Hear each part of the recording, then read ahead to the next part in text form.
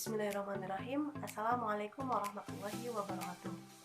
Perkenalkan, nama saya Niswa Gauyun. Saya dari jurusan Manajemen Dakwah Aceh. Di sini saya akan menjelaskan mengenai mekanisme keuangan syariah berbasis jual beli. Sebenarnya, mekanisme keuangan syariah berbasis jual beli itu ada 4 macam. Namun, di sini saya tidak akan menjelaskan seluruhnya. Hanya saja saya akan menjelaskan salah satu dari 4 tersebut, yaitu mengenai murabahah. Apa sih kira-kira arti dari murabahah tersebut? Sebelum kita lanjut mengenai murabahah, di sini saya akan menjelaskan mengenai pengertian murabahah itu sendiri. Murabahah secara bahasa itu artinya adalah keuntungan, laba, atau biasa kita sebut dengan faedah. Nah, sedangkan secara istilah, murabahah adalah akad jual beli, di mana harga jual sama dengan harga beli, kemudian ditambah dengan keuntungan. Dan murabahah juga telah dijelaskan ataupun mungkin telah dijelaskan dalam PSAK nomor 29 dalam paragraf ke-52. Itu mengenai murabahah adalah akad jual beli, di mana di dalam terdapat pernyataan dari si penjual kepada si pembeli mengenai perolehan dan keuntungan atau biasa yang kita sebut dengan margin yang telah disepakati oleh penjual dan si pembeli. Nah, sebenarnya rukun ataupun mungkin dasar hukumnya ada nggak sih dari murabahah itu sendiri? Tentu ada dasar hukumnya. Itu terdapat dalam Al-Quran Surah Al-Imran ayat ke-29 yang artinya, hai orang-orang yang beriman, janganlah kamu memakan atau mengambil hak sesamamu dengan cara yang batil atau yang tidak benar, kecuali dengan cara perniagaan yang telah disepakati sesukarela di antaramu.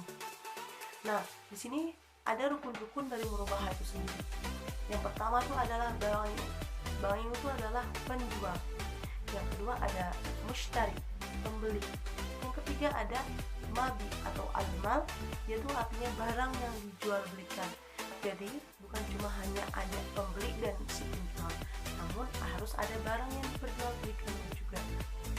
Dan barang yang diperjualbelikan harus jelas. Selanjutnya itu adalah saman.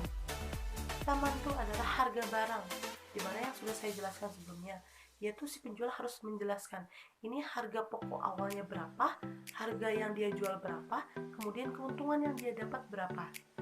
Jadi itu harus kesepakatan antara si penjual dan si pembeli. Nah, yang terakhir itu ada ijab qabul. Ijab qabul itu kesepakatan antara si penjual dan pembeli. Nah, selanjutnya tuh syarat-syarat murabahah. Nah, syarat-syarat murabahah itu yaitu yang sudah saya jelaskan mungkin sebelumnya ya. Si pembeli itu harus mengetahui barang dari si penjual tersebut.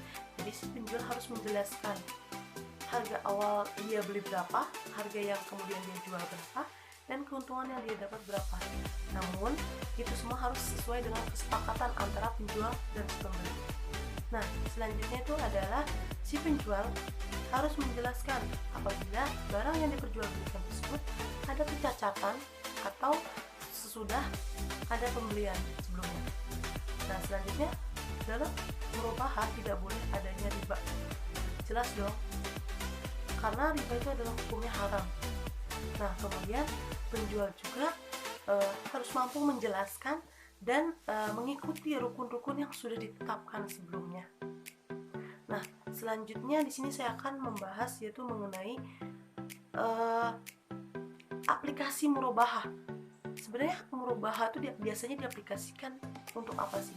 Nah, biasanya diaplikasikan untuk pembelian rumah, pembelian kendaraan bermotor, kayak pembelian untuk berdagang. Contohnya gini deh, murabahah tersebut